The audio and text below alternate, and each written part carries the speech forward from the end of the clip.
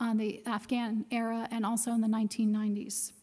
I'm going to give you a very quick tour, highlight some countries, and then break out some of the themes that you can find in these documents, and those fall into the areas of sanction, the need for strategy, the need to sustain a jihad, and the need to have sanctuary or safe havens as well as security.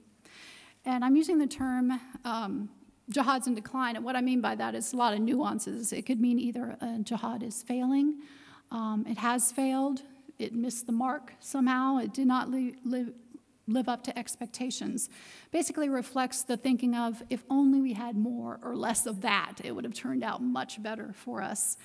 And there's also a few wish lists for, if we go for jihad in certain areas, this is what we have to make sure that we have in place. So it's a checklist to avert failure in jihad as well. Of course, no plan for jihad can survive once it makes contact with the enemy. So once they went past the discussion and planning phase, you see a lot of these frictions that appear in the documentary record, and they talk about just how difficult things are.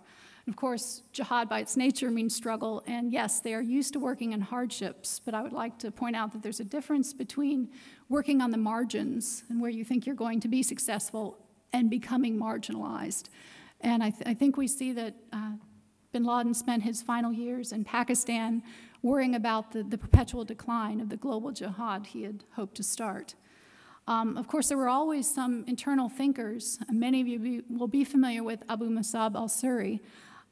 He always thought that the 9/11 attacks was a big mistake and put the whole global jihad effort into decline. He was one who saw a problem from the start. He, of course, is the chronicler of failed jihads. It took him 1,600 pages to tell everybody about that, but I've got some examples here are a bit shorter. He thought about jihad and did a lot of his work at his Al-Qaeda camp in Afghanistan in the late 1990s. So a lot of these things come from what he was thinking back then. Of course, I'm going to talk first about a few of the arenas of jihad and some documents that relate to those. Ayman al-Zawahiri, now the Emir, was writing back in 2001, and he said that a jihadist movement needs an arena that acts like an incubator, which the seeds can grow, you can get practical experience, you can train, you can gain knowledge. And Afghanistan was that incubator for Al-Qaeda. And from that, those Afghan graduates went, of course, to various arenas around the world, to Chechnya, Bosnia, Somalia, Tajikistan, and I will point out some of these. And of course, all these efforts, though, did not turn out as expected. And some of the documents that you will see, they're after-action reports, they're books, they're studies, letters that kind of highlight a less than rosy picture on how rough the path to jihad could be. The records from Afghanistan form the largest part of the collection, and you have an example of one of those. That's one of the benefits of having this conference and showing people what we're talking about. The period of the Afghan records, of course, covers the 1980 jihad, the establishment of Al-Qaeda in the camps, and then their ties and their relationships with the Taliban. So intermixed with all the leadership memos, organization, those bylaws, those contracts, newspaper clippings, just all the detritus, the administrivia that you find there, you'll also find what are historical perspectives or analysis lessons learned that talk about jihad in Afghanistan, both during the Soviet era and what one document calls Phase 2, what they were living through in the 1990s prior to 9/11. I'm not going to talk too much about Afghanistan because I bet a lot of you are familiar with a lot of these documents. I want to highlight some other countries that have just been put into the database you may not know about. But just as a quick example, you would find historical perspectives on guerrilla war written in the 1980s that looked at a bunch of case studies from people's wars around the world through the lens of all their problems they were experiencing in the 1980s fighting the Soviets. The number one lesson was there's a problem with the spontaneous jihad because you put the military action in front of the political horse, and it's real hard to recover your organization and thinking if you rush in without a political plan. It's hard to fix things organizationally if you get ahead of yourselves in the action. And the author of this said the extent of the huge losses that we suffered as a result of our lack of organization, a quick look at the results of all the wars prove it. So they very much noted that you had to be well organized.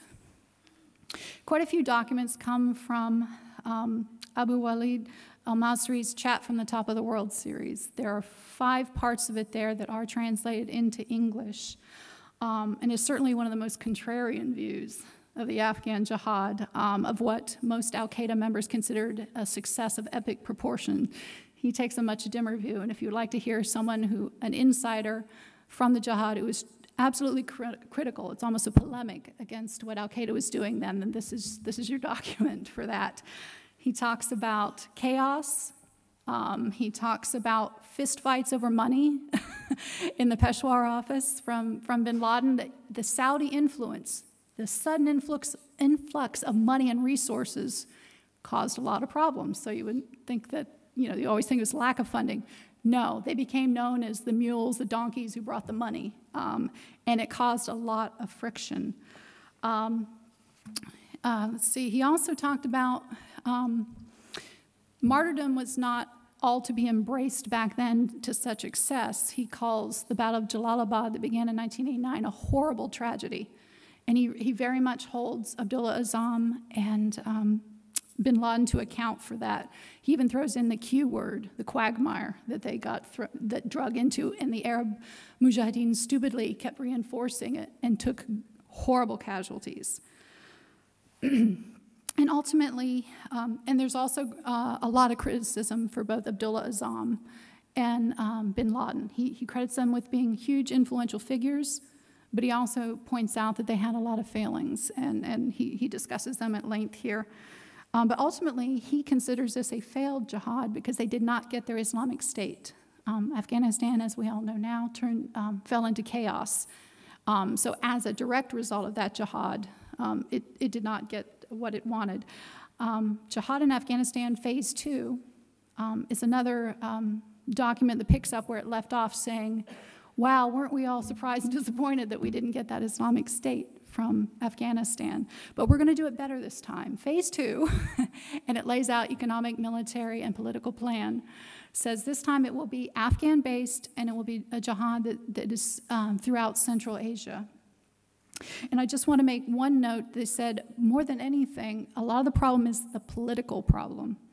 And they specifically point to the Arab section having a lot of infighting and involving themselves in pointless battles that weren't sanctioned and getting involved in tribal affairs and causing a lot of problems. And they said, we've got to fix that for Phase 2.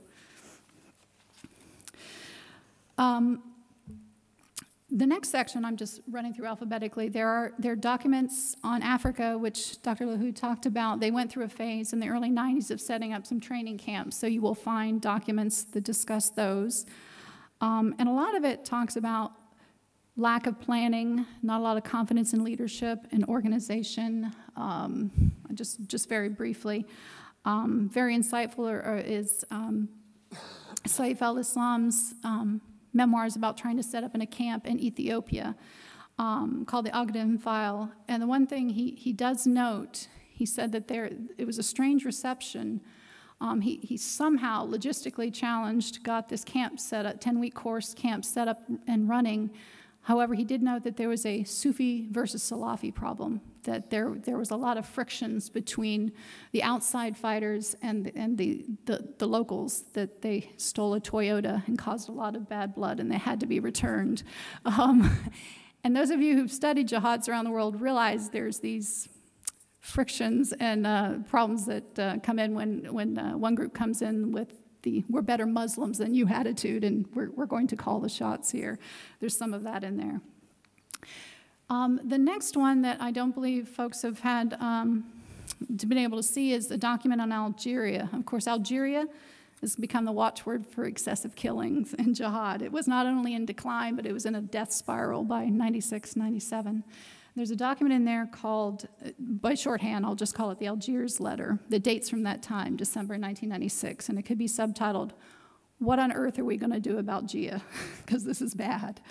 That is in there, and it says that, okay, military-wise, we're going okay, but politically, it's alarming. This is a dangerous gap in our flank, what Gia is doing.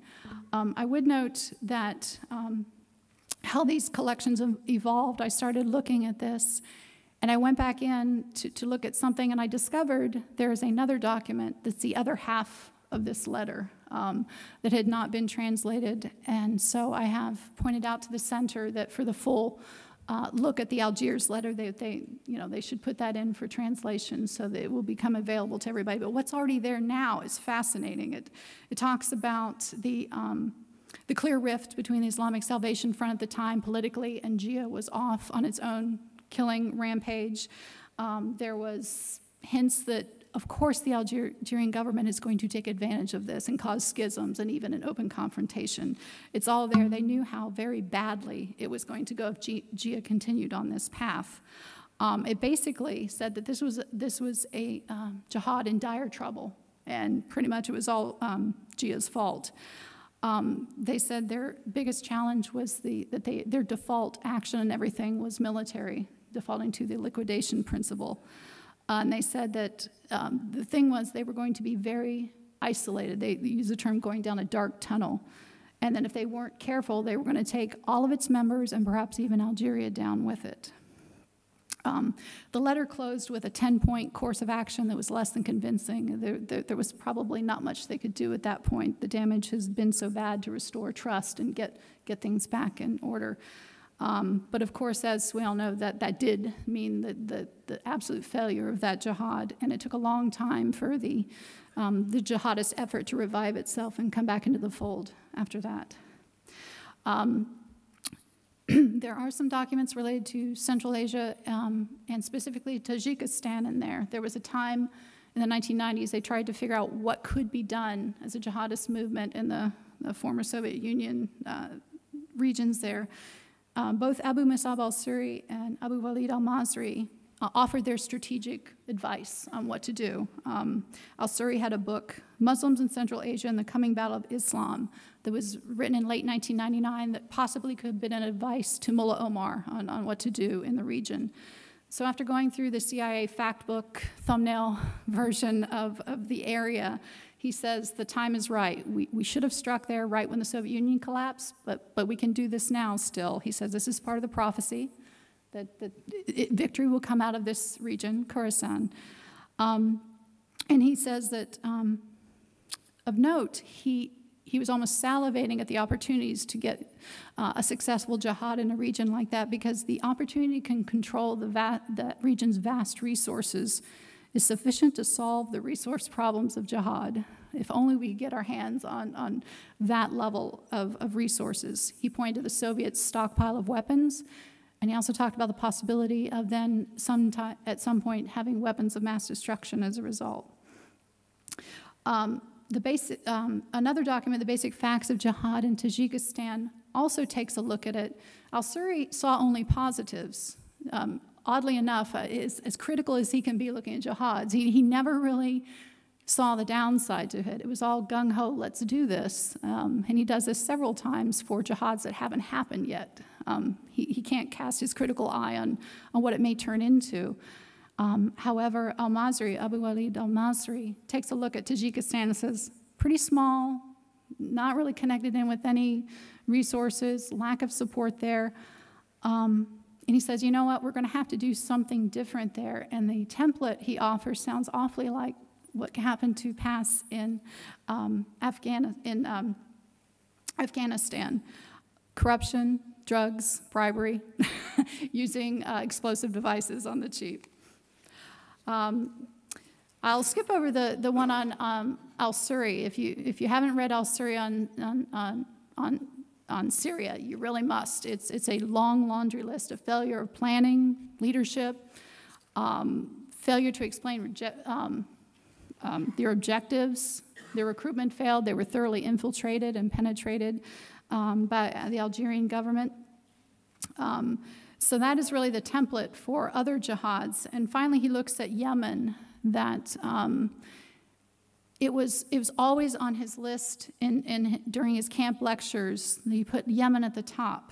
And the reason he did this was both he and Abu Walid al-Masri believed that Yemen was going to be this springboard, the spearhead for a larger jihad throughout the Arabian Peninsula, given its population, given the animosity that it felt, particularly towards Saudi Arabia, it was very much ready for an Islamic awakening, and he lays out what can be done there. I will skip over the requirements for jihad. Again, you'll find plenty of themes about the need to have religious sanction. There's complaints that the ulema never got on board. There's page after page of the need to have strategy, small s strategy, that they went into some of these military actions without a whole lot of planning, and that they just didn't have the organizational skills to overcome. Lots of stuff about how to sustain a jihad, how you get the manpower, how you replace leadership once you take a lot of hits in the early phases, how to get the right financial resources, et cetera, et cetera. And especially the cohesion, that there's a lot of infighting, a lot of lack of discipline that goes on. And finally, a lack of security. You will find that over and over again about how careful they need to be in their recruiting, that you can't take quantity over quality. Even if you need the people, slow it down because you're going to open yourself up to a lot of security risks. So of the documents themselves, what I would say is about those that talk about jihads, less successful jihads, is that these are in one way a time capsule of what the members, some of the members, and I'm going to caveat that, were thinking at the time of the 9/11 attacks. They show several things. They show that the war against the Soviets and the Afghan jihad cast a very long shadow over all the jihads in the 1990s. All the time you hear, but we can't let it end up like Afghanistan again, where we didn't get our Islamic State out of it. Be careful on that. Secondly, that there was a small strain of self-criticism that existed within jihad. Of course, I've highlighted just a few of them. And of course, those who will write these inside jihad criticisms will be critical of what happened. And I'm not saying they're even correct. I'm just observing their existence within the documentary record, whether they, what they said was correct or not, but they certainly lead us to benchmarks of further analysis of what can bring a jihad down. And I would also like to posit the question, I don't know whether this is also a time capsule that this era of looking so self-critically of jihad, it's maybe a passing from one phase to another. There certainly doesn't appear to be a replacement for al-Suri writing such huge treatises on jihad. And a lot of the critique, the commentary seems to be a bit more ephemeral, things that, chat room discussions now and glossy magazines directed at the West. And a lot of those magazines are just excerpts of this stuff. There's nothing really new in there. So perhaps this is also a time capsule in another sense, that their era of really looking at problems has ended. And finally, it kind of shows that jihad's like a lot of human endeavors. They end because they're human organizations, and someone along the way has failed to learn, adapt, or anticipate. And I want to leave with a quote from the Algiers letter. And he said, how to measure the success of a war. And I immediately thought, a metric. And he basically, the writer said, the success of any war is measured by the extent of achieving the objectives it is waged for. Consequently, the success of the jihadi war is measured by the extent of its success in applying God's laws and in establish an Islamic regime. And by that measure, I believe I would put forth that it has all failed. Thank you.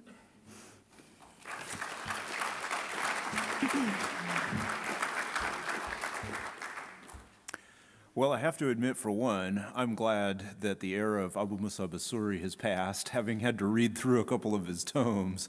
So, pardon my joy at that. My paper is entitled The Collapse of the Religious Justifications for Globalist Radical Muslims. One of the manifestations in the downturn in popular Muslim support for Salafi jihadis during the last 10 years has been the collapse of the tacit religious support accorded to their methodologies and tactics within the world of Islamic jurisprudence.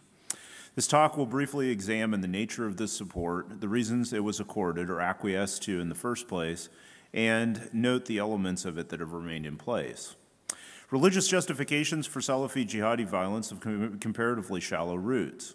For the most part, the tactics utilized by these groups were developed by Egyptian radicals during the 1970s and 80s, but were not followed through and given full fruition until the 1990s and early 2000s. These justifications constitute a major part of the intellectual framework that Salafi jihadis have created for themselves and serve a propagandistic and media purpose to convince the larger Muslim community that the violence perpetrated by these groups is in fact in accord with Prophet Muhammad's example and is not merely nihilistic in character, and that it will lead inexorably to victory otherwise unobtainable were it not through these means. To a large degree, Muslims, even the Muslim religious elite until September 11, 2001, were unaware of the vibrant Salafi jihadi religious culture that flourished away from the limelight. Even for some years until 2004 or 2005, for the most part, the religious justifications went unanswered. During the 1990s, with some few exceptions, the Salafi jihadi debates and publications were unknown. The exceptions being when security forces periodically raided or confiscated materials from these groups and then published them.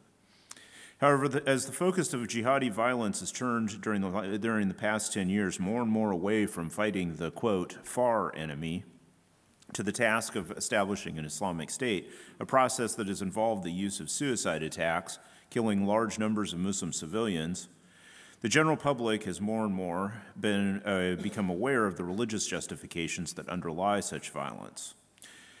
This fact has led to the gradual collapse of the religious underpinnings of Al-Qaeda and its ideological affiliates during the same time. First of all, it is important to realize that the religious justifications for jihad and specific tactics utilized by radical Muslims are not some afterthought on their part. Both the Salafi jihadi overall strategy and its tactics must be ultimately derived from or related to the example of Muhammad. Without that basis, the radicals would lose their legitimacy as Sunnis, those who follow the example of Muhammad, and would lack the ability to convince the broader Muslim community of their goals. Second of all, it is equally important to note that one of the principal targets of Salafi jihadis is in fact the larger Muslim religious establishment, whose conservatism stands in the way of their achieving a radical reform of Islam, and his symbiotic relationship with the governments is deemed by radicals to constitute apostasy. Thus, development of religious justifications for jihad, both in its strategy and its tactics, constitute a challenge to the authority of the Muslim religious elite, and serves an attempt to wrest away from the latter control over a major and prestigious element of religious law. In essence, radical Muslim jurisprudence exemplifies the type of Islam that the movement wants to promote as an alternative to the conservative religious elite or to the Sufi masses that stand behind them. Point number one, takfir. Takfir, the arrogation of the right to declare an apparent Muslim to be an apostate and thus legitimize his or her death, stands at the heart of Salafi jihadi theological justifications for violence. Traditionally, Sunnism has been particularly cautious about the use of takfir, which is almost exclusively a phenomenon of the period since 1960 in the Muslim world. But in his statement of February 14, 2003, Osama bin Laden said, quote, "The most significant of these shackles and obstacles in our present time are the rulers, the false witnesses among the scholars of evil, the corrupt court ministers, the writers for hire, and others like them, those rulers who want to solve our issues through the United Nations or by orders of the United States. These rulers have betrayed God and his prophet, and they have gone beyond the pale of the religious community and betrayed our ummah," end quote. While it is possible to understand this indictment in light of the ademocratic state of most of the Muslim world, because of doctrinal reasons, bin Laden and other Salafi jihadis must include a much larger number within their takfir. Otherwise, it is impossible to explain the failed state of the Muslim world in their perception. This is accomplished by bringing out the doctrine of al-wala wal-bara, which is love or loyalty or hatred or disassociation on the basis of Islam. In the interview that he did with Taysir al-Awani of Al Jazeera TV on October 21st, 2001, when questioned about relations with non-Muslims, bin Laden cited Quran 554 denouncing such relations and saying, Quote, "I say to the Muslims, take the strongest warning from associating with Jews or Christians. Whoever lets slip a word before one of them, let him fear God, renew his faith, and repent of what he has done." End quote. The disbelief of al-Awani is clear in his response. He says, "Even a word?" To which bin Laden says, quote, "Even a word assists them by this and falling into apostasy." Immediately, al-Awani points out the obvious, but this is a large section of the Muslim community. Although bin Laden very breezily denies that fact, it is apparent that what the Salafi jihadi takfir does indeed comprise a large majority of the Muslim community. From this ideological religious basis, it is easy to see the reasons why radicals have been able to morph themselves during the period following 2003 from fighting non-Muslims and defending the Muslim world to mass casualty attacks aimed almost exclusively at Muslims. There are at least a half a dozen major works, as a matter of fact, on the subject of al-Wala wal-Bara, authored by major Salafi jihadi figures such as Zawahiri himself. The fact that the beliefs that stands behind such actions is that most Muslims are in fact apostate, and that Salafi jihadis have the right to attack them or at least disregard the likelihood that they would be killed in an operation. This mass takfir was already refuted by major Sunni figures in the 1990s, including Nasruddin al-Albani and many different other Saudi figures. And since that time, intellectual radicals such as Abu Basir al-Tartusi, who during the 1990s very closely associated with such a broad definition of takfir, have been careful during the years since 2003 to redefine themselves, allowing for the possibility that while certain Muslims may have objectionable practices associated with them, this does not necessarily give radicals blanket right to kill them. This was indeed also the stance that has been taken by Egyptian radicals who since the 1990s have issued a number of treatises in clarification of the issue of takfir. Equally, it is clear that such broad definitions of contact with non-Muslims are impossibly strict, even within Muslim-majority countries. Thus, although the idea of global takfir is still one of the mainstays of Salafi jihadis as a propaganda tool, it has lost its efficacy and alienates precisely the people it needs to convince. Point number 2, exigencies of jihad. A major factor in the Salafi jihadi encouragement of jihad has been the idea that the present circumstances of the non-Muslim world's attempt to attack Muslims en masse requires Muslims to operate under the rules of, quote, defensive jihad. Traditionally, jihad was divided into two categories. Offensive jihad, which had to be waged by some Muslims, but not all, as opposed to defensive jihad, which was invoked when Muslim lands were attacked. Under the latter set of rules, all Muslims were required to fight, and many of the strictures limiting the types of tactics available for Muslims to use were also disregarded. During the 1990s and beyond, Salafi jihadis have tried to make the argument that the present conflicts represent precisely such an emergency situation for the entire Muslim community. Success in this argument would have liberated the radicals from the confines of the Shari structures placed upon the fighting, making the killing of enemy civilians and the destruction of collateral damage not so problematic. Additionally, they need defensive jihad would enable the jihadis as religious scholars to come to the fore and to accomplish that radical transformation of Islam that they crave. There are several factors which enabled radicals to make the argument that jihad at the present time is defensive. The first and primary one was the perception that many of the conflicts between Muslims and non-Muslims during the 1990s were religious in nature rather than nationalistic, especially in the Balkans, in Africa, and South and Central Asia. The second was the lack of clarity promoted by Salafi jurists concerning the question of what constitutes an attack upon Muslims or occupation of Muslim lands. While certainly most Arab Muslims accept the premise that Israel constitutes such an attack or an occupation, it's apparent that the radicals associated with Al-Qaeda wanted to globalize this sense of attack or occupation to make the worldwide attacks upon non-Muslims, mainly the West, possible. Bin Laden, in his October 21st, 2001 interview with al-Awani, also expands upon the use of exigency, saying, Quote, "This prohibition against killing innocent children is not absolute. God says, quote, if you punish, let your punishment be proportionate to the wrong done to you," which is Quran 16:126. So the infidels, if they intend to kill our women and children, there's nothing wrong in our treating them in the same way in order to deter them. Quote, of course, this line of reasoning opens up to the radicals possibilities that they can decide who will live and who will die, and it's been critiqued on those grounds even by Saudi religious leaders. Az-Zawahiri, in his 2008 treatise, Tabriya, tries to defend such exigencies when discussing the murder of the little girl Shaima in Cairo as a result of the attack on the Egyptian Prime Minister November 25th, 1993, by saying, quote, "We were all saddened by the killing of this little innocent girl unintentionally. But what is to be done? It is necessary to wage jihad against the government, which is fighting against the law of God and in alliance with its enemies. We expended all of our energy in such circumstances not to hurt any Muslim and warned individuals of the people many times previously to stay away from the centers of the pillars of the regime, their dwellings, and the roads that passed.